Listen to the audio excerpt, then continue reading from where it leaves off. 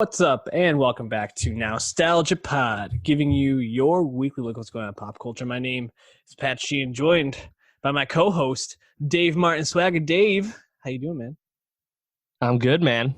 We crushing these content mines this week. A lot of good stuff to discuss, and some stuff not quite as good, but I still like talking about it. Busy week. Busy week for sure. So we got two albums. A little Justin Bieber, a little Tame Impala. We're going to be talking about the new show on Hulu, High Fidelity, starring Zoë Kravitz. Yeah. Who we stand on this pod. A couple movies, and then 2021 Oscar predictions. But Dave, before we get started, I wanted to ask you. I saw on Instagram that you made a new friend this week. Yeah, I went to the YBN Corday show in Pawtucket, Rhode Island, because I was busy when he was actually in Boston. Shout out to the Paw Sox. The Paw Sox, yeah. Go see Bobby Dahlbeck, you know. Yeah, man. And it was a really cool because it was a tiny ass venue. Like, there was no barrier in front of the stage at all. You could literally just touch the stage. And as you can expect with a small venue show, it was very, very live. And that was awesome. He's someone we've championed for some time, and I expect him to continue to do bigger and bigger venues. So it felt like an opportunity that cannot be missed. And he did a really good job, as I expected, which was a lot of fun. That's great. It's also cool that you got to meet him. Did you have like a meet and greet? Or was that a special? Yeah, he had a meet and greet. It was actually funny because due to some scheduling things, we actually had to wait for that until after the concert. So we were doing that at like midnight, and you could tell he was a little tired. But no, he was very cool. I asked him about the all those Dr. Dre songs he has in the vault still, and he said we will definitely hear them one day, which is code for they're in Dre's computer. So I have no idea. Right. Well, good questions. Also encouraging to hear. I'm glad we'll hear those. I'm also glad that we got to hear. I guess somewhat glad to hear back from Justin Bieber. Yeah. Changes, and the last time we heard from Bieber, 5 years ago, 2015. We're talking to albums that are follow-ups to albums that came out in 2015 today, which is very interesting how that worked out. But Purpose, 2015, banger after banger from that one, right? The singles are monstrous and just dominated radio. Everybody heard them. Sorry, Love Yourself, What Do You Mean? Even the song like Where Are You Now had pretty big commercial success. Where Are You Now was on the Jack U album. Wasn't on Purpose, but it was also that year. It's on that deluxe set. Oh, is it? Oh, it is. You're right. It is here. Yeah, that was. Oh shit! I forgot it was on this. Wow, that's funny. Yeah, but that counts then. Sure. And Company as well was another big radio hit as well. Mm-hmm. Yeah, bangers. And so, no Biebs for a while. He's in the tabloids, got married to Haley Baldwin. That's right. Haley Biebs now. And boy, this album could not have been more disappointing for me, Dave. Listened to it on the car ride home, and I could not wait for that last song, which was a remix of Yummy, which is a song that I do not like very much. God. Probably one of the best songs on the album, though. And I just was kind of left puzzled at how Bieber got here. He goes from being, he's done some features. He's still one of the biggest pop stars in the world, but this album just felt like a total miss. And I'm curious to hear your thoughts on it, but I have a sense that you were kind of feeling the same way about it. Yeah, this is a major letdown. Like there's no question. I mean, you mentioned it with Purpose. Even if Purpose might be a little uneven, Purpose has these amazing highs, which were all smartly used as the singles. Song like Sorry, one of the best pure pop songs of the decade. Really can't deny that. Love Yourself. Good music video, too. Yeah, of course. Love Yourself, famously written by Ed Sheeran, a really meaningful song to a lot of people, a song that had a huge, impact when he performed it for that Manchester benefit concert following the bombing at the Ariana Grande concert over in England. This, and I was a little skeptical coming in because, as you mentioned, the lead single to this is Yummy, a song that is flatly, plainly bad. a ridiculously poor hook. And Then they were so desperate to get it to go number one, you know, and all these malicious tactics to get your fans to stream the shit out of the song, and it doesn't, because Roddy Ricch's The Box was still crushing it. And there's a few other singles coming up, right? You had the one with Kehlani, the one with Quavo, and it's like, man, these are not hitting the same. We'll see what happens. And yeah, it's just a lot blander than I expected. And, you know, looking at the liner notes, Pooh Bear is all over this thing, basically on, I think, maybe 85% of it. And he had worked with Justin in the past, you know, for Where Are You Now and What Do You Mean and the Despacito remix. So it's like he had worked with someone he had worked with before and had major success with before, yet he just missed. And it ultimately is, I understand that Justin in these 4.5 years has gone through a lot of up and downs. It's really great to see him back in that sense, that he seems to be in a really good spot, you know, just personally, right? He seems to be really happy with Haley and has found God, I guess, and just feels he seems to be happier and have a good attitude about things. That's great, given, you know, how famous he got when he was like 14 or whatever. So it's good to see him back in that sense. But the somberness of his reflection just comes across in the music. It's just not a fun time.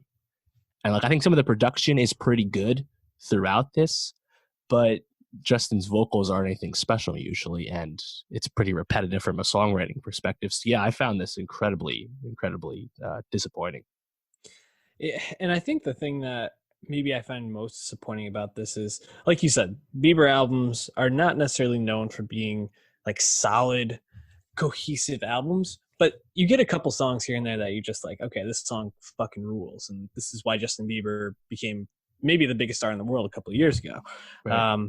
But track after track, it was like uninspired feature, uninspired lyrics, things that just did not hit in any way. You mentioned the Kehlani one. I actually think that's one of the songs I like the most, mostly because Kehlani is such a breath of fresh air on this thing. Yeah, like sure. When she comes in, I'm like, whew, like I actually like woke up for a bit. But Travis, totally uninspired.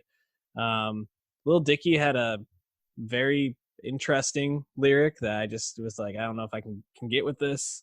That's his brand now. Every one of his songs, you're always raising an eyebrow. It's like, should you be saying that? No, that's what he does. I thought Quavo actually gave a decent showing on his feature, but like still just uninspired. And Post Malone actually stood out to me. Him and Kehlani were probably my two favorite features on this, which I didn't really expect to be coming away being like, man, Post Malone. If that's bad. What you're saying, it's a problem. Yeah. And that's the point, right? Is that none of these songs, maybe you want to go back and listen. I don't know. Yummy's the one that stands out most because I've heard it the most, but it really just not a good song. It's hard because I don't want to say Bieber maybe just doesn't have the inspiration right now, because I think he's been able to write love songs in the past, especially when he was younger, you know, kind of coming up and making his roots with Usher and things like that. But this really feels like he tried to make an album about what it means to be like, I don't know, moving into adulthood, finally growing up, and it just like fell totally flat. Right. Bring back the Selena Gomez beat. Beat me to it. Yeah. Yeah, Selena was much more successful in that regard last month in terms of reflecting on a tumultuous few years after some time away. Yeah, you know what's most frustrating about the song Lil Dicky Running Over? It's that apparently that used to be a Ski Mask the Slump God feature. And I can just picture now with that beat, him doing like his Nuketown flow. That would have sounded fucking sick. And talking about something inspired, you know? And he went for Lil Dicky instead, which is a much safer choice, but whatever. You know, I guess if there's songs that I like the most, I guess, or dislike the least, I don't know. Available, Take It Out on Me. I thought, you know, decent mix of production and JB. And then I think Confirmation towards the end. I actually like that beat a lot. But yeah, overall, this was one of my most anticipated albums for a few years now. Just, you know, I'd put it on my dock. Upcoming albums, Justin Bieber, whenever. You know, you just knew nebulously this was going to come. And it was at the top of the list just because, you know, you didn't know what to expect from it. And I guess kind of like the way Rihanna's 9th album is thought about right now. And yeah, this just, I think completely fails to meet any expectations anyone had. So I'll be curious to see what manages to become a radio hit, because Yummy, I mean, go look on Spotify. It's been streamed a few hundred million times already for some fucking reason. So I'm sure something else would be successful, but I'm not really sure what it'll be. He's a beast, man. He does the numbers even when the songs aren't there. But let's move on to an album I enjoyed a lot more. I'm interested to hear if you did as well. Tame Impala's fourth album, The Slow Rush. Kevin Parker, the one-man show behind Tame Impala, obviously not for the live shows, but composes, writes the songs, puts everything together, total inspiration for Tame. He's been doing a lot more producing. Recently said he wanted to be a Max Martin type producer moving forward. So really impactful guy. I mean, that's ambitious. Yep. But Tame, probably one of the most popular rock bands, however much you can call them rock, of the last decade. You know, and we've talked at I think quite a bit about the issue of where's rock going. Are there rock stars anymore? I would say Kevin Parker kind of falls into that. You know, I think he's got the look. He's got a bit of a mystique to him. Tame, when they came out with their first couple albums, Interspeak and Lonerism, there was a lot of like groundswell for them, but they still kind of remained under the radar until Currents, and that's when they really hit the mainstream. Currents really pushed them onto the festival circuit back in 2015, and then there's a bit of a hiatus. They headlined Coachella last year, played a couple of the new songs, like I believe Borderline, and I think there was one other one that they played at that point. But the album was supposed to be out, got pushed back because Kevin didn't think it was ready. Now we have it, Dave. How are you feeling about The Slow Rush? You enjoying it? Do you give you a fast rush? Slow? I don't know what to call it. Yeah, I did. I did like The Slow Rush quite a bit.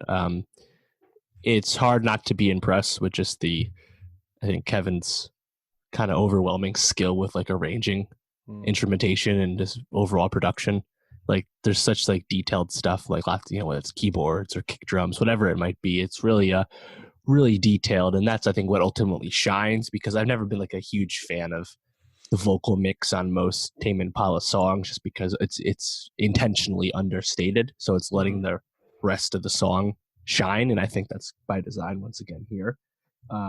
So yeah, I did like it. I think, because it's so methodical the whole time, you kind of just, I think, fall into that vibe, and you really can just, if you're not checking your phone, you'll just kind of listen to this thing and it'll really flow. That's kind of what happened for me. And it definitely feels like it would fit the live show presentation that Tame has been rocking recently at their arena shows, of which you saw last year. Yeah. So yeah, I think this is someone like me who's more of like a late comer to the sound and to the whole enterprise of Tame Impala. I liked it, just like I liked Currents more than the first two albums. But I feel like if you're someone who liked their earlier stuff, you're probably not like super thrilled with this, because it's just different. And it's just like Tame Impala and Kevin, they've just changed, and now it's more of like a psychedelic vibe sesh, right? Right. And they used to rock out pretty hard in the beginning. Like I listened to all the albums for the first time last year after hearing all like the hits in the past, and you could definitely feel that change if you listen front to back. And I think that this is kind of makes sense of the direction they had been going in, and after the success of Currents, it's pretty logical. Yeah, and Currents wasn't an album that I would look back and say is one of my favorite Tame albums. It's probably Lonerism for me. If I had to go back and look, I'm gonna kind of look as we're talking, but right. I enjoyed that more like rocky sound to it, and I liked when you had a song like Half Full Glass of Wine, where it really is just a pure rock song. It's like, screaming guitars. It's not as like trance-like. It's not as EDM influenced, and that's really what you get on this album, right? You have basically house beats for most of the songs, and then you're bringing in some guitar-driven songs, some piano-driven songs on this, which was kind of a change up for them from most of their work. But the thing that really stood out for this, and it almost seems like Kevin, especially as he was going over some of the singles, like Borderline, really wanted to move the synths and the drums to the forefront of these songs, because the drums go fucking hard throughout this entire album, and I love it. I think it's a great choice. But almost every track I found myself being like, wow, that kick drum, like you mentioned, or that snare is really just coming through like so crisp and clear.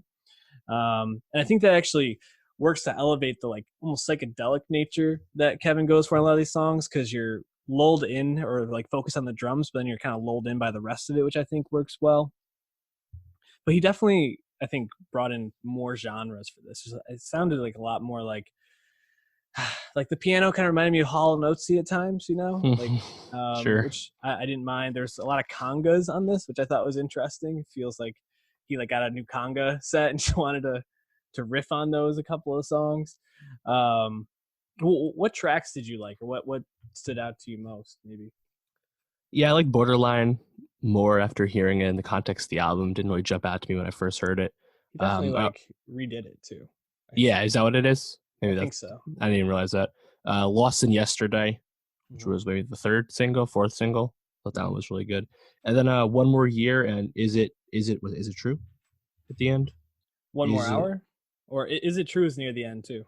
Yeah, Is It One More Year, the first song, and then Is It True towards the end. I really liked. Yeah, One More Year is a great opener. Like, yeah, sucks you right in. And I think the way that it just really is like that and Glimmer are probably the two most like pure housey songs on this. I think that's a great opener. I also like how he ends with One More Hour, which is like a classic Tame epic, where he kind of like goes all over the place and brings together all these sounds. But yeah, the three that you pointed out really stand out. How did you feel about like Posthumous Forgiveness? Which one is that? It's a little bit more like I don't know, like toned back. It's probably one of the tracks I like the least. Yeah. It probably just went in and out my ears then. Yeah. it doesn't ring a bell. It's like right between Borderline and Breathe Deeper, and it just felt like I just wish they'd taken it out almost. Sure. Because Breathe Deeper is a song I thought was great, and the ending to that is electric. I don't know, there's just so many moments on this I really enjoy. One More Hour, again, probably one of my favorites. Lost in Yesterday is great. But I think the song I found myself coming back to the most is It Might Be the Time. I that was one of the singles, but it's so like groovy, and then you bring in like the sirens with it. Really, it's just like really stands out to me. So yeah, this album, there's really only good things to say about it in my book. Where does this fall in your Tame Impala rankings? Number 2? Yeah, I guess number 2. I haven't run back any of the albums a ton, but I like this and Currents more than the first two upon initial exposure. So yeah, I'd stick with that. It's kind of interesting just approaching this now after this 4.5-year layoff following Currents, because in that time, Kevin Parker, as you said, has expressed desire to, I think, become more of a mainstream figure just in pop music writ large. And that's kind of just joined the whole wave of anyone who's been successful in that space has just branched out and started also working in pop and hip hop and everything else. Think like Rostam and Ezra and James Blake and Josh Tillman. They're all working with like they'll pop up on Lemonade or Lady Gaga's last album, or have like Kevin Parker worked on Anti. Like it's just interesting to see how all these guys that really had some really humble, truly indie beginnings after achieving greater success are now just kind of just part of the firmament, but like still can release this shit. Like in the case of the Slow Rush, that's still very much a true to what Tame Impala is all about. So it's kind of cool to see Kevin juggle his two interests, I guess. So I'm curious to see what he does next, just because now that we know I'm sure he labored over this album for some time. So now that it's out, I'm sure he's going to tour it more. And then, yeah, who's he going to work with next? Who knows? Yeah, I'm excited to see where he's going to go. The thing is, his production and his DJing just hasn't taken off, I think, in the way he's kind of hoped. So hoping he gets a good project to work with. I also kind of hope he would consider doing more production for like rock bands and things like that, because I feel like he could have a real influence on how rock forms moving forward. Because Tame, I mean, undeniably one of the biggest rock bands in the world right now. I mean, they're headlining festivals when not many other bands of their not many of their peers made it to that level yet. So it'll be interesting to see if he pops up in a show like High Fidelity, kind of like our guy Jack Antonoff did in the Zoe Kravitz led remake of a 2000 movie starring John Cusack. Have you seen this? Have you seen the movie? I watched it on Saturday. I had never seen this. What'd you think? It was good. I liked it. I was unfamiliar with the film, as well as the original novel from Nick Hornby, of which it's based. It's kind of funny watching the movie for the first time just now, recently.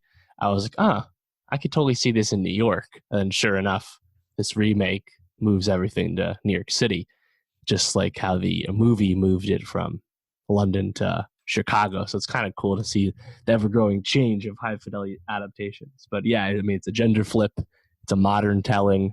It was cool to see them both in such succession, because obviously there's some more obvious cues and homages to the movie that are in the show that obviously I caught because I had just seen the movie. And then seeing where they changed and diverted or gave time to, I think it was really great. Honestly, I really enjoyed my time with this, and I think it was really smart way to adapt something. Yeah, as I was watching it, I think I found myself. I definitely enjoyed most of it, but I was also left a little bit like I don't know. I didn't know if all of it hit, and I think there were parts where it felt a bit. I don't know, like I had seen elements of the story before, like the mess up who can't get out of her own way or out of their own way, and kind of keeps jumping from relationship to relationship but can't figure out why. I thought the concept of kind of like exploring like why does this always happen to me, and going back and talking to the exes was interesting. But wasn't necessarily I think executed all like perfectly in all senses. But still, for a show that I was just kind of like, this is a good way to spend a weekend and kind of see what's going on. I found myself hooked and jumping from episode to episode. And Zoe Kravitz, man, she's just a delight to watch. Like, she's just really a star, and I think the way she carries herself in this is so like believable, but also still like watchable, if that makes sense. Like, she seems real, but it's still fascinating. Yeah, it's great to see Zoe finally given the chance to be a star, because if this does not, I mean, this brings me back to Big Little Lies, which through 2 seasons had no idea what to do with her character Bonnie, and just totally sidelined her right through 16 hours or whatever it was. It's like, she's just kind of a magnetic presence on screen from the get-go, whether that's interacting with the cast or even doing the confessional talking to the camera stuff, a la the 2000 movie. So it's just more confirmation of everyone who I think kind of been clamoring for her to get more work for some time, and we'll be getting her next year as Catwoman in the Batman, and I think that's perfect casting. Yeah, no, absolutely. And after seeing the Pattinson Batman suit, how are you feeling? You like how it looks? Yeah, I'm not one who gives really much of a shit about superhero movie costumes as long as the movies are good. But yeah, it looks cool. Shout out my guy Rob. The bat is made out of guns, apparently. Very interesting. Whatever. How did you feel about the supporting cast in this? Right, so it's a lot of people that I don't think anyone has really heard of, except for Jack Antonoff making one brief appearance and Debbie Harry also making a brief appearance. But Kingsley Benadir, who I think we've seen, but I can't really place where I've seen him, plays Russell or Mac. You got Jake Lacey as Clyde, Divine Joy Randolph as Charisse. Yeah. I thought she was great. Yeah. I mean, we were big fans after Dolomite Is My Name. Yep. So when you're watching it, I was like, oh, wait, I know who this person is. This is great. Yeah, she was awesome. Yeah, I thought she was fantastic, kind of playing this, I guess, an artist who hadn't made music yet and was getting kind of clowned on by her friends. But every time she really got a chance to shine, like, I thought she was funny. I thought she brought a lot of heart to the show. and was kind of like the protector and like the loudmouth, but it never really got annoying or grated on me, which is Right. funny because it did grate on all the people in the show. And I also like that they gave Jake Lacey an episode where they explored his his past relationships as a gay man, and Yeah. specific Bottle episode. obviously with one person, but I actually had to restart my Hulu at that point, or I had to pause it because I thought I had gone back to the last episode because the way the episode starts, Yeah, right yeah. where it starts in the middle, Right. I was like, oh, what the fuck? But I thought that was cool. I guess one critique I'd have, I feel like they held a lot back, right? Because there's not like a ton of resolution at the end of this episode. Things are left pretty wide open. Yep, that's true. Yeah. And I also feel like there's a lot of other themes they can explore. In terms of like the world around them. I mean, they're in Brooklyn, very progressive. Uh, there's just a lot of like things left unsaid, and I don't know. I feel like they kind of held something back, like assuming they're getting a second season. I don't know if that's been confirmed yet, but I kind of wish they had given us maybe like 12 episodes and explored a little bit more. Interesting. Yeah. Give me more. Yeah, and it's not confirmed for a second season yet. You're right; it's definitely left open. Yeah, I mean, so this is what, 5 hours in length. The movie's like 2 hours. So I think, just kind of modernizing and flipping the way the movie goes. There's a lot of like, I think, cool choices they make to just kind of expand and make the storytelling much richer. Like Javine Joy Randolph, she's basically playing the Jack Black character, but she gets more time to become a more developed character. The scene where Rob goes to her friend Katz, the Instagram influencer, and that's just a kind of a play on the Catherine Zeta-Jones small role in the original, but obviously modernizing it for today's world. Yeah, I think actually one of my favorite episodes is when Rob gets called up by Parker Posey to buy a cheating husband's record. Mm-hmm. That's apparently based off a deleted scene from the movie. And that cool. was another one that was pretty cool to see. Oh, and what's her name? Rob? No, Debbie Harry? The lead of Blondie makes the cameo. Yep. Yeah. In the movie, that was Bruce Springsteen doing kind of the same thing.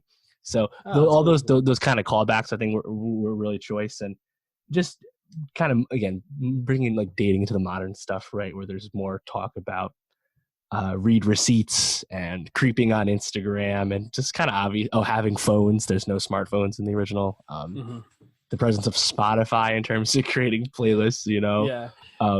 The takeover of brunch culture in New York City. I just kind of liked all these choices. So yeah, I think you're right that it's even if the soundtrack is really choice. It is, and that really helps hit with a lot of the moments. But you're right, there's not like any overwhelming resolution in terms of Rob's, I guess, role as a character. It was cool to see her have like a new love interest in this. That there's not really a version of that in the original. Actually, it was kind of funny too to see Rob hook up with the like the Harry Styles Liam dude. Yeah, that's funny because in the original, John Cusack hooks up with this singer who's kind of famous, and the singer is played by Lisa Bonet, aka Zoë Kravitz's mom. Right. So that was kind of funny and I guess strange, but yeah. Overall, I was a big fan of it. So I think bet's pretty safe we'll get a second season. Interestingly, this was not produced by Hulu. It was produced by ABC, and originally was going to be for Disney Plus of all places, and that was scrapped. And Hulu jumped in, but Hulu is still under Disney now, so it's kind of all the same. So I think they'll give it a renewal because it's like it's actually a Hulu original show. It's not like a Hulu show by way of FX as we're going to be getting soon. So I think I'm hopeful for a second season, and it'd be cool to see again just these characters continue to get more drawn out. So we'll see. Absolutely. Looking forward to hopefully getting a second season and exploring more. I loved how they did the episode with the playlist. I'd like to see more of that. And like you said, they had a great soundtrack. So if you want to check that out, go on Spotify. It's all there. Really fun to listen to that. I was surprised we didn't get any LCD sound system actually, because it's such like a Brooklyn thing. They actually go to Brooklyn Steel. I was like, they're definitely gonna end the season with New York, I Love You. Like, there's no way they weren't, and then they didn't. I was a little disappointed, but maybe Right. season two. Dave, speaking of things I was disappointed by, I don't even know if I can say that, but to all the boys I loved before part two. I guess the reason P.S. yeah, P.S. I still love you. Okay. To all the boys I loved before part two, I guess I say disappointed, but man, what did I expect? I guess that's where I come back to. Can you be disappointed when your expectations are low? But to all the boys I loved before part one, we talk about it, right? We I don't know if we did actually talk about it. really 2018. I don't think so. did we not? Came out 2018, bit of a phenomena. Yeah. Mostly it was Noah Centineo became like one of the biggest teen heartthrobs, Yep. like pretty much overnight when this was dropped.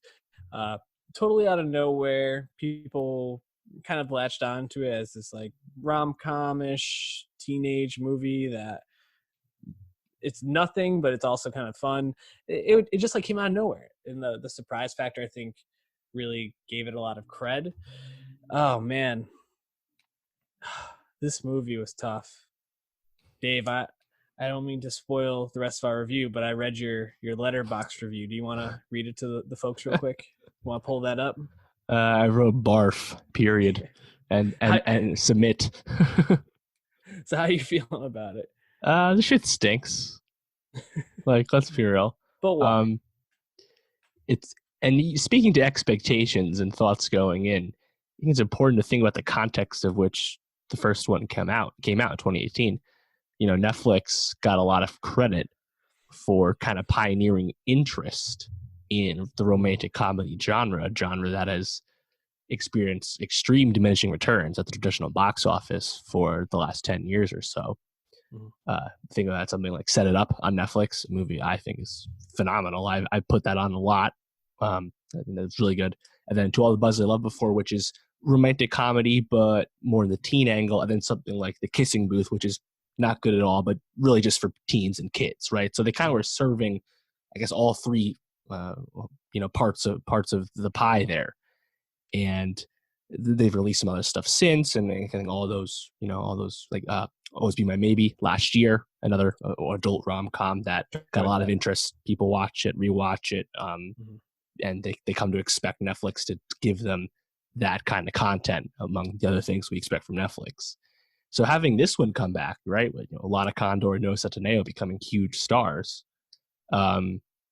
there's inherently just a lot of hype, and I think I was willing to give some like the teen angst, the teen love triangle-ness of it all a pass, because that's what you expect going in. But I mean, the story is not, doesn't go that far in general, and it's just incredibly juvenile, and you're just kind of watching a lot of nonsense the whole time.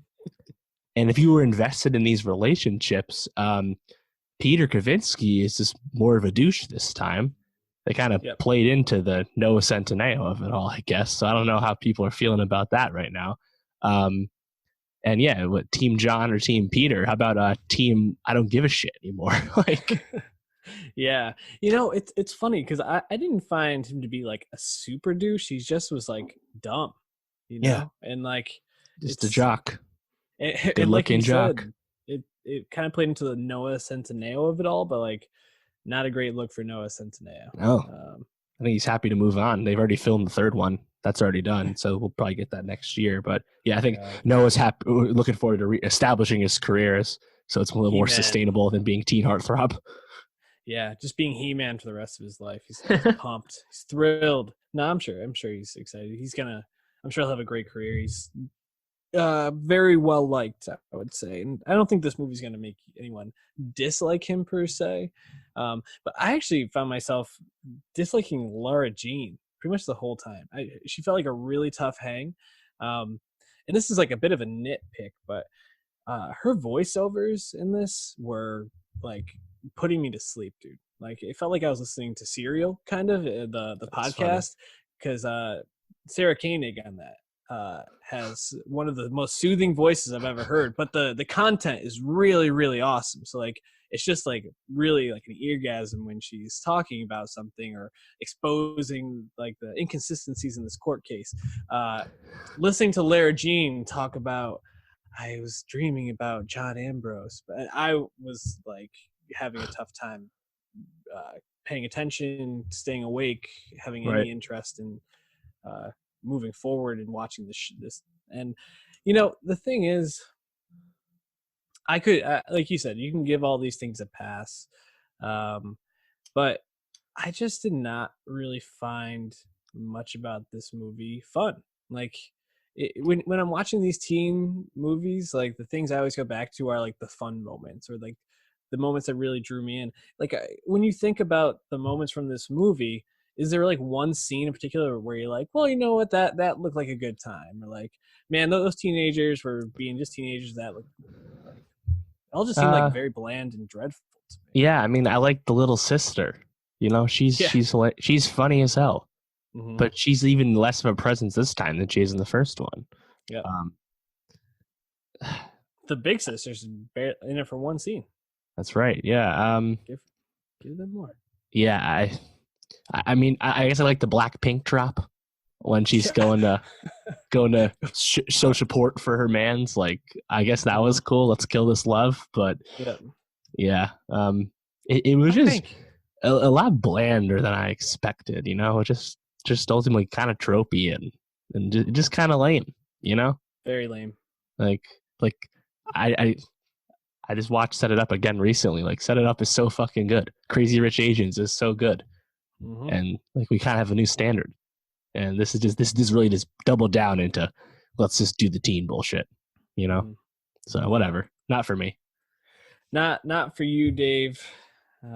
Definitely not for me. But if you enjoyed it, let us know why. And also let us know if you like Sonic the Hedgehog. Sonic. I mean, we talked about it briefly, as there was a bit of a news story about the public backlash to the animation design for Sonic looking a little bit too realistic. Mm-hmm. People wanted a more traditional to the video game Sonic. Yeah. Just didn't really look like Sonic as much as people wanted it to. The legs got me in particular. I don't know, something about the legs.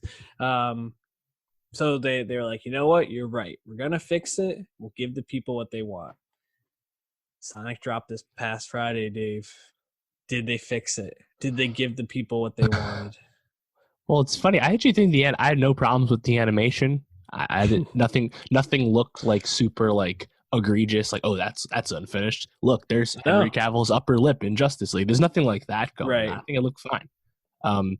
Yeah, I think this was supposed to come out, was it November or October last year before the delay for the effects? I forget. Something like that. Yeah, so then they released it on Valentine's Day weekend, and lo and behold, it sets the record for video game adaptations and wins the weekend, outgrossing Detective Pikachu in the process.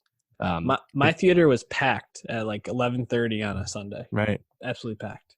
And that's kind of surprising to me, just because Sonic compared to Pokemon just as IPs, like, I think just nostalgia for Sonic is much more segmented to I think older people, really millennials, right? Because the heyday of Sonic was on like the Sega Genesis, and Sonic in general is not like a game franchise that has any like classic entries, to be honest. It's just like nostalgia that fuels Sonic interest, and I guess his presence in like Smash Brothers more recently. So it's kind of interesting to see Sonic of all things be the one to beat something like Pokemon, which also was, I think, pretty well received by people that saw it. And then, you know, having now seen Sonic the Hedgehog, it's a kids movie. Oh, yeah. And I guess now I'm not like a big Sonic fan. I like Pokemon way more, not really Sonic person, so I didn't really care. Whereas Detective Pikachu, I guess, almost let me down more because I feel like Pokemon can do more for adults than say Sonic can. Yeah, this is just kind of a kids movie. It's really inoffensive, but also just kind of uninteresting at times. I actually found myself a little bored in the beginning. Mm-hmm. I guess the end of Act 1 through Act 2, I felt pretty dull. It's certainly a kids movie, and I think going into it, I was a little bit. I hadn't really thought about what is this going to be like. I think I expected it to be something that could engage adults and kids more on different levels, but like you said, this is pretty much made directly for kids. I mean, how like there's references to flossing just like constantly in this, and like God. weird dancing. Talk about something that'll date the shit out of this movie. Right, exactly. And it's just it's made for a specific demographic. There was maybe 3 or 4 jokes that worked on multiple levels, and I think a couple that were only for adults. Like at one point, the sister-in-law, who it's never explained really why she doesn't like James Marsden, but just dislikes him and wants her sister to get a divorce. Natasha Rothwell. Which I actually thought was pretty fucking funny that she's just divorced this dude. They never explain it. Like, all right, cool. Divorce. It's so good. But man, like at one point she says something like, "Are these the emails?" And like no one except for the adults in my theater laughed at that. And like I giggled. I was like, okay, that's fine. But like that's the kind of stuff they were doing for adults in this movie. I thought the action was pretty good. I thought Jim Carrey as Robotnik was actually pretty decent, except for the weird dance routine that just happens at the beginning of the 3rd act, like very random and took me out of it. But overall, I was like, yeah, this works for kids. It's fun, it's sweet, it's inoffensive, like you said. It's just not something I think I'm gonna find myself watching ever again. Oh, no doubt about that. It looks like Jim Carrey had a fun time hamming it up and going way over the top. And Robotnik, Eggman, he's a over the top villain, so whatever, cool. And all the stuff like his drones, the effects, the action, it looked pretty good. Mm-hmm. Good enough. I'm actually more interested just about the conversation around the movie moving forward, because hardcore fans showed backlash to the animation design, thus actually prompting who put this out? Was it Sony? Universal? I forget. To make this change. And the movie was successful. Now, frankly, I don't know how much you can attribute to that, to the change. I think there was just interest, and Birds of Prey under showed up. This is also not R-rated. This is for kids. There was really nothing in the marketplace for the kids on a holiday weekend. So I think really they just kind of struck gold here with the calendar. And like parents are like, yeah, sure, we're off on Monday. Let's go take the kids. Like, I think that's really how this played out. But now we're going to be in the conversation of you should listen to the gamers more, or you should just listen to the fans, do it for the fans. And we have a lot of evidence that is a bad idea to curate your art for a specific type of person that's going to consume it regardless. So I'm interested to see how that plays out. But in the meantime, this is gonna require get a sequel. It did pretty well overseas as well. So good for them. You know, the mid credit scene, you see Tails show up. Yeah. That's really good for the hardcore fans. I'm sure Knuckles and Shadow are not far away. So Knuckles, I'm happy for the Sonic fans. Yeah, I'm also happy for Ben Schwartz, who is a guy who I think is really funny and hasn't really gotten that that breakout role, and he does done some voice work, but this feels like the first one where he's really the star. So good for him. Was he in the Lego movies? But who wasn't in those? I mean, and he wasn't Chris Pratt, so he wasn't the lead. Right. I agree with that. Shout out Ben Schwartz. I think he was pretty good. Sonic. It was what it was. That's Leave it at that. Dave, talk about a movie that I think is a lot better. Portrait of a Lady on Fire. I haven't seen it, so tell me. Is it better? Yeah, that's right. So Portrait of a Lady on Fire just came out here in the States. It was only in 22 theaters this Valentine's Day weekend. Made about $514,000 over the 4-day. This is put out by Neon, who, of course, just had a triumphant run with Parasite. wasting no time. Bong! Starting a new limited release. Portrait of a Lady on Fire, I think it started getting buzz when it premiered at Cannes last year, won the Best Screenplay Award at Cannes, and then it premiered in France, its native country, in September, and had a very small limited release in December in like LA. So really, this is the first time anyone's getting a chance to see it, but as you can imagine by that theater count, this is still very, very limited, so it's going to start rolling out. So I'm not going to spoil anything because, again, Pat also hasn't seen it. So Portrait of a Lady on Fire, it's a French film that was shortlisted for the Best Foreign Language Film or Best International Film Oscar for France. But the French Film Board notably did not select it. They actually selected Les Miserables, a movie we recently reviewed. And I actually got a lot of attention here in the States from the critics that had seen it because it's pretty universally accepted that Portrait of a Lady on Fire is a much stronger film. So it's just kind of interesting to see the French reception to it, where they actually picked something else. So as a result, Portrait, Oscars are done. It already got passed over for that. It's directed by Celine Sciamma. It's her fourth film, and it's takes place in like late 1700s France and like the Brittany region, so like the western coast of France. And it stars Naomi Merlant as this painter, young female painter, who is hired by this, I guess, like landed woman, this like widow, to come into her estate and paint the portrait of her young daughter, played by Adele Haenel. And the reason they want this portrait is because Adele Haenel's character, Heloise, is going to be wed to this Italian nobleman, and the nobleman wants the portrait first. And you find out that the reason Merlant has been Marianne is her name. The reason Marianne has been hired to paint this portrait is because the last time they hired a painter, he like quit because Heloise does not want to pose for this portrait because she's never met this man and does not want to marry this man. You find out very early on that it was initially going to be her sister who was going to marry this dude, and her sister perhaps killed herself in lieu of this. So no one's very happy in that family, but the mom is like, nah, you're fucking marrying this dude, so get on with it, right?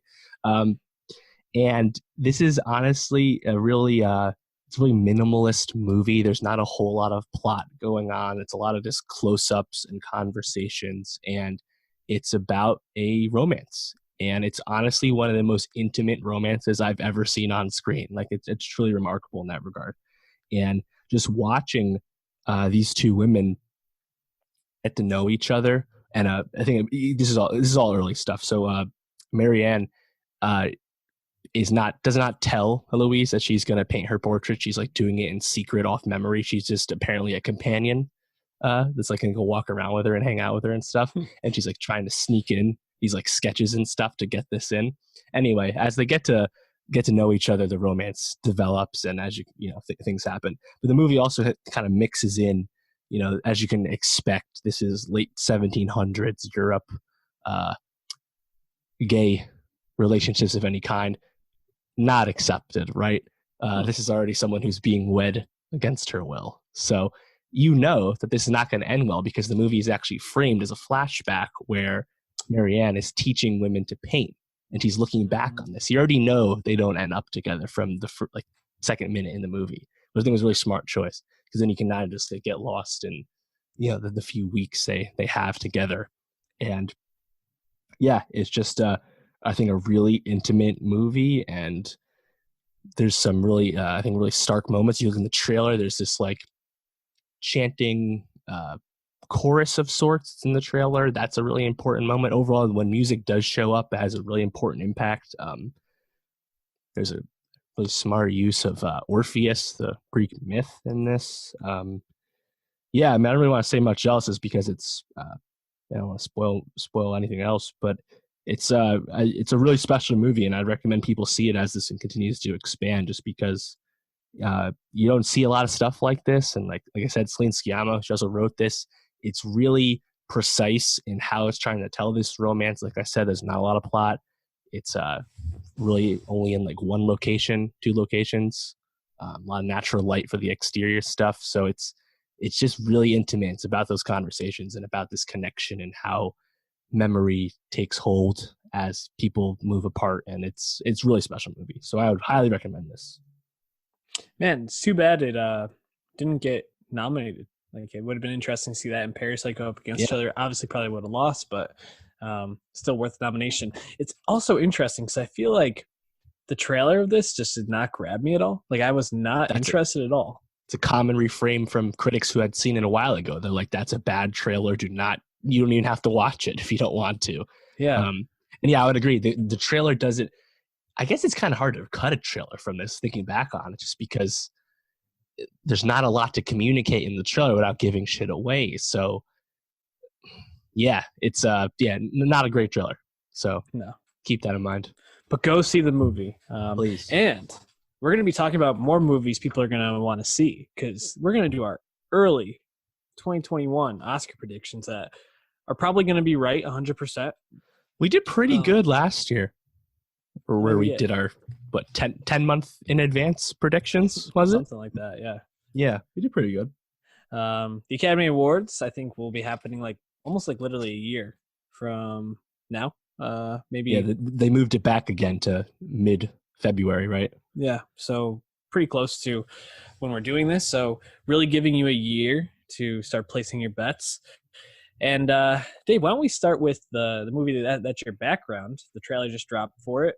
Wes Anderson's newest film, The French Dispatch, starring so many people that Saoirse Ronan is like billed like 11th or 12th on this. Pretty sounds like a Wes Anderson movie. Yeah, pretty ridiculous. The cast, you got Bill Murray. It seems like it's gonna be anchoring this. Timothée Chalamet, gonna be playing another major role. Jeffrey Wright.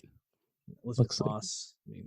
All the usual suspects from West, as long as some new people like Elizabeth Moss. So just look it up or watch the trailer. It's stacked as you expect. Yeah, I think that's actually a natural place to start is with someone like Wes Anderson, just because when we did it last year, there were some obvious places to put your chips in on, right? Because there's certain filmmakers that when they release a movie, it's eventized by that filmmaker's fans, film community in general. So there's eyes on that movie just kind of regardless. Think last year with Tarantino for Once Time in Hollywood and The Irishman with Scorsese. We just kind of knew those movies were going to be in the conversation, assuming they weren't total disasters. And that's exactly what happened. So this year, I think what The French Dispatch is certainly that movie. It's interesting to think, though, Wes does not have a amazing track record at the Oscars. Like, his movies get some attention more of late. Like Grand Budapest Hotel did pretty well with nominations, Best Picture nom in particular. Isle of Dogs, though, which was released early in the year in March, I believe it was, less so. This one's French Dispatch is coming out in July, a little early for the traditional Oscar slate, but because it's Wes, I think it's okay. Again, like Tarantino, so I would not be surprised if this, is one of your 8 or 9 Best Picture films, just given the pedigree and the assumption of quality. Yeah, and the thing is, there's a lot of really strong directors this year, so we're going to be naming a lot that probably will not be making it. But I would guess this one probably has a pretty good shot. I think you mentioned that it's going to be based off of the story of the New Yorker and kind of pulling that together. And if this is the journalism film for the year, sure. However tongue in cheek it is, I could definitely see this getting a nomination. What else do you got on your short list? I have a couple, but I want to give you a little space. So along those lines, the filmmakers that just are going to be checked in on regardless. Naturally, Christopher Nolan is releasing Tenet literally the same month as Wes. That's going to be fun. Awesome month. Last time Nolan dropped a movie, also in July, it was Dunkirk, a Best Picture nominee, won some awards. So, Nolan, I think, apart from Batman, he's had a really good run. Like Interstellar did pretty decently as well. So yeah, assuming Tenet is good as we hope and expect it to be, Tenet will certainly be in the mix. Maybe not Best Picture, who's to say? But yeah, Nolan is another one who people just will be watching his movies, talking about his movies. Academy voters will have seen this film. So it's something that will be in the conversation early, like The French Dispatch. So just something to consider just because of the Nolan of it all.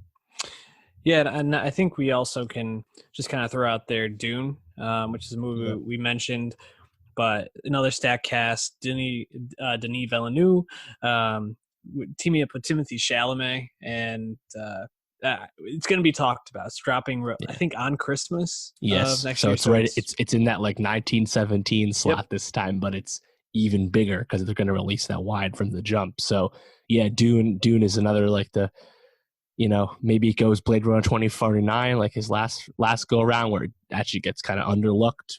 But I expect this to be a much bigger success than that. And yeah, it's Denny who's had a good run recently with stuff like Arrival at the Oscars. Mhm. So yeah, I think those are kind of the three big ones where you combine the movie and the filmmaker, and it just makes a lot of sense that it'll at least be in the mix. Mhm. Um, Something that I think is a little less certain is like No Time to Die. That's Cary Fukunawa, so really liked and respected. Ultimately, though, it's a franchise film. It's a James Bond movie. Um, Skyfall was really great. I don't even know if it got anything beyond original song. So Mhm. yeah, I wouldn't bet money on that, but people checking out for it, I think, and I think interest in general is pretty high for that one. Yeah, how did you feel about the Billy song? I love that. I loved it honestly. Check it out. It's on the playlist. Best of Nostalgia 2019 or 2020. Jeez. Yeah, Um, I'm interested. I want to throw out a couple of Netflix movies here yep. that I I'm got some wondering if big they're. ones. So No we got. Irishman this year, but still some big ones. I'm gonna kind of just throw them out there. Mank, which is a Yeah, David Fincher film. It's going to be looking at one of the writers of Citizen Kane, yeah, and kind of detailing how that movie was made and yeah, Orson Welles' process through that. yeah. And like the fight over like screenwriting credit, very very interesting, famous Hollywood story. Yeah. So that just feels like it's right up, it's a movie about movies. It's David Fincher, whose Yeah. status has only been growing and growing. Gary Uh, Oldman. yeah, I mean, come on. It feels like it's made for an Oscar nom. You have The Five Bloods, you finally Mm-hmm. have Spike Lee getting the monkey off his back Oscar wise and dropping this Vietnam War movie, which apparently has undertones to political themes of today. Um, and a couple of well-known people in that. You have Chadwick Boseman, Paul Walter Hauser, Giancarlo Esposito, a couple of big names attached. Jonathan So Majors. Look, there you go. hell yeah.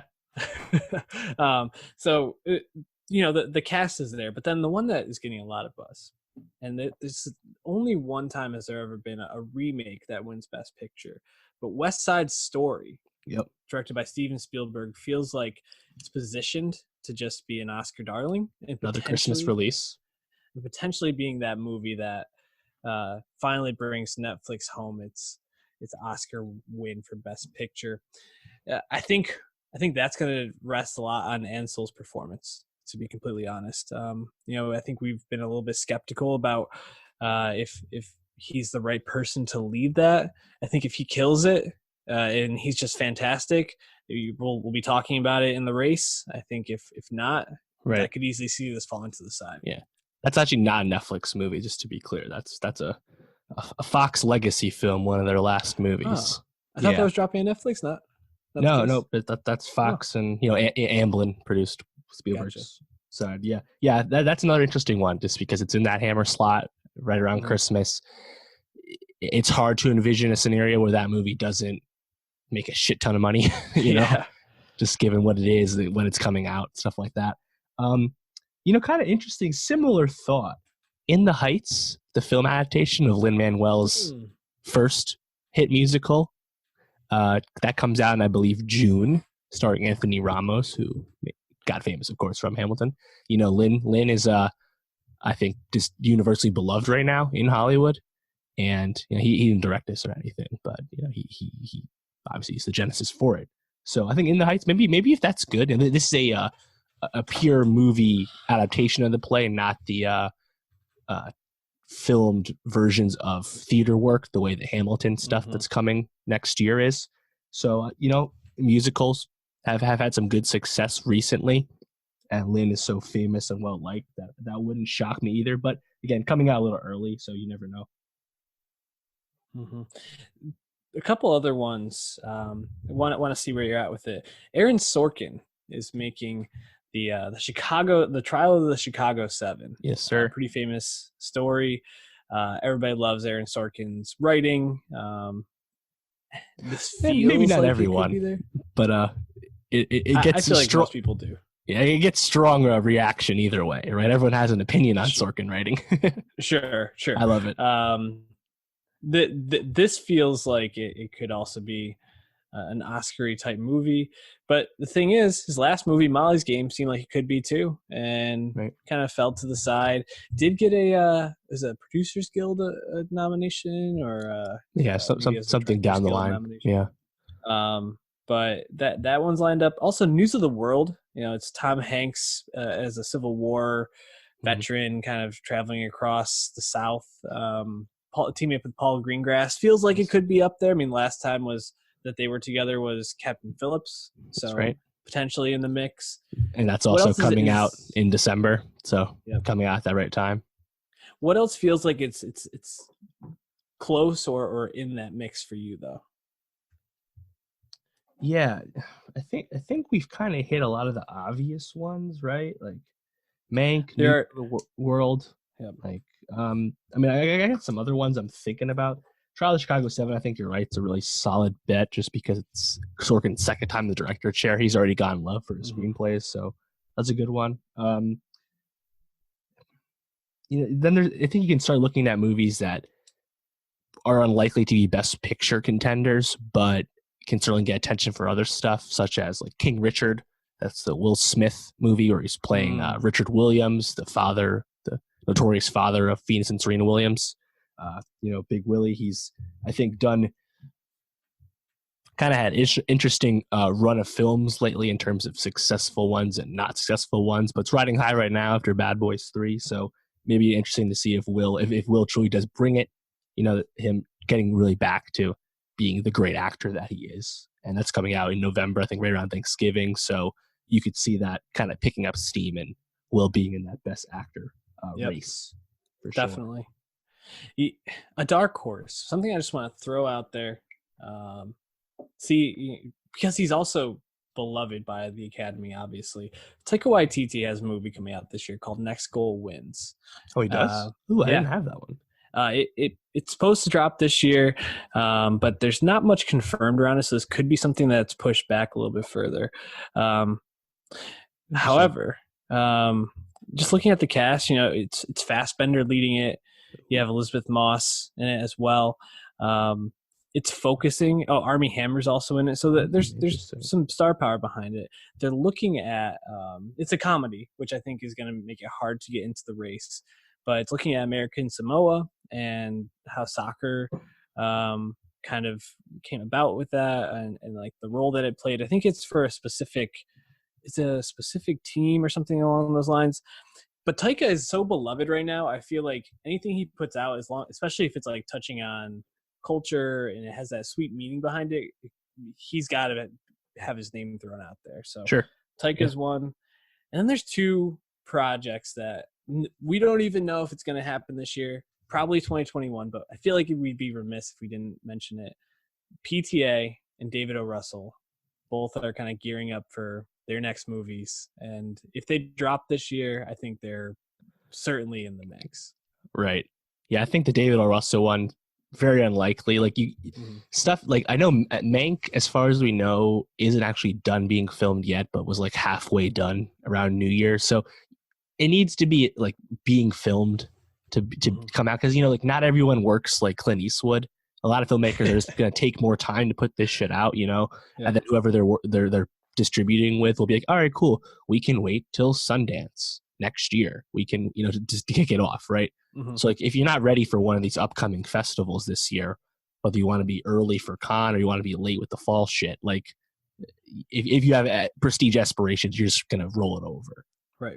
And then there's a lot of other films with big name people that are in that same kind of boat where it's kind of hard to have a lot of faith in it coming out this year, which again, not a problem. Take all the time you want, please. I think something that will be coming out this year from Netflix and Plan B is Andrew Dominik's movie, Blonde. Andrew Dominik, of course, famous for assassination of Jesse James, and also I just love kind of famous for Coward not Robert Ford. working that often. He did Mindhunter season 2 a little bit, but Hell yeah. this is Ana de Armas playing Marilyn Monroe. Adrian Brody's in this. Bobby Cannavale is playing Joe DiMaggio, which is like, I think, the most perfect casting that's ever existed, frankly. And yeah, this is gonna be a Netflix film, and probably gonna be one of their fall bangers. So that sounds very intriguing. Plan B, Brad Pitt's company. They very rarely put their nose in the ring with stuff that's not that great. So even though this is a biopic, a Marilyn Monroe biopic at that, it's a pretty tantalizing prospect, if you ask me. Dave, do you think a Ron Howard movie could potentially be nominated? Does he got the clout? Maybe. It's happened before, right? Some of his old stuff. Hillbilly Elegy feels like it could be perfect Oscar bait. You got Amy Adams, Glenn Close. I think there's one other really notable person. Oh, Haley Bennett, Gabriel Basso. So basically, it's about this family in Kentucky, and they move to Middletown, Ohio, or how it's like related to their social problems there. It just seems like it's going to be that like family drama. You're going to have Glenn Close and Amy Adams giving their potential Oscar-worthy performances, and I don't know, just feels like it's definitely got a shot to be in there. But the more we're looking through it, this year was interesting, or this past year was interesting, 2019. We had such big movies, Star Wars, Avengers. The year felt like there was an event movie coming up, a Tarantino movie, just so much. And then this year we kind of had like how are we going to fill this in? And certainly there have been some bad movies. If you go on my Letterboxd, I think there's nothing above like a 2.5 right now, or maybe a 3. I think I gave The Gentleman. So it's been a tough start, and that's not even talking about movies like Fantasy Island, which seems like it might possibly be one of the worst movies of the last 10 years. The Turning, another one that got like a F cinema score. Just it's been tough so far, but there's so many quality directors putting out interesting stories. I feel like by the end of the year we're going to be talking about how 2 or 3 of these films deserve to be nominated and got snubbed. So sure, very exciting. Any other movies you want to throw out there, just to kind of get them out there? Yeah. I got a few others. Edgar Wright has a movie coming out, The Last Night in Soho. We don't know much about this at all. It's coming out, I think, end of September. This is horror or horror adjacent anyway. So in that line, probably tough to break through at the Academy itself. But Edgar is just coming off his most successful awards run ever with Baby Driver, of course, which actually did win a few awards. So it's Edgar Wright. People are going to be checking for it regardless. So you got to keep an eye out for that. Another movie that we don't know if it's actually coming out this year, as we've said before, would be Macbeth. This is Joel Coen's A24 film. Denzel and Frances McDormand playing Macbeth and Lady Macbeth. So that's obviously appointment viewing whenever that does finally come out. Another movie that I think is definitely not coming out this year, it's called Come On, Come On with Joaquin Phoenix. It's A24 as well. That's Mike Mills. He did 20th Century Women most recently. I don't think that's started filming yet, though, so that's probably a no. And then some other stuff that has started to premiere at Sundance that we know is well liked. It's going to roll out to us normal people later in the year. There's Zola from A24. There's Minari from A24. That's with Stephen Yeun, who was incredible in Burning, and apparently is really good once again here. We have After Yang, which is Kogonada's new film. I loved Columbus in 2017. This one has he's re-teaming up with Haley Richardson again, and also we have Colin Farrell in this, and Joni Turner-Smith, who was really good in Queen and Slim. So that movie sounds really exciting to me. It's sci-fi and A24, so it's unlikely to break through, but it could be like this year's High Life in terms of everyone who saw it really likes it, but it's probably too out there to be an Oscar movie. So go ahead. There one that I forgot to mention that I think has another it has the credentials is The Father. It's Anthony Hopkins. You have Olivia Colman. It's going to basically be those two, as Anthony Hopkins plays an aging person and is moving in La Pierre. I think that one's got the goods. What else do you got? Anything else? Yeah, so actually coming out really soon, March 6th, we have First Cow from Kelly Reichardt. That's also A24. Everyone's been really talking this up as a really great movie that started doing festivals last year. So just excited to see that. Um, I'm also looking forward to The Truth from Koreeda. This is his first movie that's not in Japanese, but of course he released Shoplifters back in 2018, which is absolutely incredible and was nominated for Best International Film.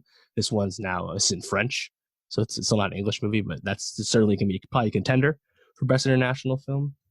People also really like The Climb, which is going to be coming out soon. Corey Finley, he released his debut film back in 2017, Thoroughbreds, a movie I really enjoyed. He has this new movie coming out called Bad Education with HBO, and this has Hugh Jackman and Allison Janney in it. So I'm at least very excited just to see what his next film is. Armando Iannucci has a new movie coming out in May too. The Personal History of David Copperfield with Dev Patel. Last time he did a movie was Death of Stalin 2 years ago, which I really enjoyed. So looking forward to that. And then, you know, you can think of stuff that's just maybe like, you know, down ballot awards. Like there's this movie called Bios coming out in the fall. It's a sci-fi movie with Tom Hanks and directed by Miguel Sapochnik. That sounds interesting. Yeah. Coming to America, the sequel is coming out at the end of the year with Eddie. Coming to America. Exactly. In terms of technical awards and effects and stuff, you got to figure Top Gun Maverick is going to be fucking insane. So we'll see what that looks like. I guess Marvel might have another chance at finally winning Best Visual Effects with The Eternals, considering that's going to be a cosmic in space movie, a lot of effects at least. So we'll see. Dave, I want to put you on the spot real quick. I'm not going to ask you to name all of them. Give me 4 or 5 that you think are definitely going to be there for the 2021 Oscars. In general or Best Picture? Best Picture. French Dispatch, definitely. Well, as definitely as I can say. News of the World. West Side Story. Those feel safe. Tenet, it's really hard to say until we see Tenet. If Tenet's really good, probably. Tough to say. I think King Richard. I think Will Smith has his inside track right now in terms of Best Actor, but really hard to say. And then if Mank comes out, I think Mank will be there because it's fucking Fincher and he hasn't done a movie in a while. Yeah. Other than that, it's hard. It's hard to pick stuff. I would agree. I think Mank and West Side Story and French Dispatch seem really safe. I would also put Dune in there. I get the sense Denis gonna fucking nail this. And then I think The Trial of the Chicago 7 just seems up there. But I agree. I think what you said about the News of the World also feels like it's got a really good shot. Just the perfect premise to it for an Oscar movie for sure. I think that'll be like the Green Book one where it doesn't say as much as people think it does, you know, but people feel good about themselves for liking it. So sure, be interesting. Any last thoughts on the 2021 Oscars? Year out. So definitely remember everything we say here is going to be correct. Yep, year out. I believe to it. It looks like it's going to be a big year for Ana de Armas. She also has this movie coming out called Deep Water with Ben Affleck. So that makes 3 high-profile movies for her between that, Blonde, and of course No Time to Die. So she's really positioned perfectly to truly break out following the, I guess, mainstream breakout in Knives Out. So I'm really excited for her and for that, just to see what we get from her. Apple's going to release their first attempt at a prestige film with The Banker. That's coming out in March. So decent cast. See if that makes any noise. It's been kind of controversial recently. And actually, funny enough, Chloe Zhao, who's directing Eternals for Marvel in November, also has another movie that she made before Eternals coming out this year called Nomadland with Frances McDormand. So that's interesting because people really liked The Rider, her first movie. So yeah, there's a lot of intriguing stuff. Even if, you know, like you said, this is the year where, you know, there might be some box office worry, given that there's not a slew of Money in the Bank Disney Big remakes, IP like, movies, right? you know. So uh, in the meantime, I think people that are more film heads, or at least people that have a Regal Unlimited or AMC A list that are going to go a lot. There's plenty of stuff to see. Hey, heck, A24 is releasing a summer movie called The Green Knight from David Lowery with Dev Patel and Alicia Vikander. That sounds fantastic. You know, there's stuff for everyone this year, like every year. So can't wait. Yeah, very excited for it, and I'm also excited to get through the dredges of the Yeah, early year movie. March is going to pick up. We'll be fine. If I had to watch another Sonic or I'll Tell the Boys I Loved Before, oof, it's gonna be rough. But we're gonna wrap up there. So, Dave, what should the people be doing for next week? Watching, listening, both? Yeah, we got Call of the Wild coming out, another Fox zombie movie coming with Harrison Ford. Don't know if that's gonna be any good, but that's coming. The CGI for the dog looks a little suspect. Also, The Last Thing He Wanted, notably, we did not just mention, that's Dee Reese's movie on Netflix this Friday. We thought that would be really great after they saved it for Sundance. This is her follow-up to Mudbound, and apparently it stinks. But I'm gonna still go watch it because now I'm just very curious. The Star Wars, The Clone Wars final season kicks off on Friday. I'll be checking in on that, so stay tuned for that. And Better Call Saul season 5 premieres as well. Obviously, that's appointment viewing for everyone knows why. And actually, this is a huge movie week. Some big high-profile stuff: Grimes, BTS, Moses Sumney, big music week.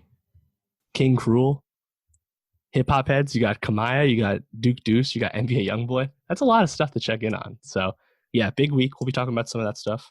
Also, Hunters is coming out on Prime, the Al Pacino Nazi killing show. I don't know if you had any interest in that. Didn't look too good to me, but that's there too. I might give it a watch since I'm probably not gonna watch Clone Wars. Something to fill the void, so to speak, for while I'm waiting for Saul to premiere. But in the meantime, follow us at NowstalgiaPod on Twitter, SoundCloud.com/NowstalgiaPod, and YouTube.com/NowstalgiaPod. And also follow Dave at Martin Swagger and myself at Shane World Peace on Twitter. Engage with us. We appreciate you. We love you. We'll see you next week.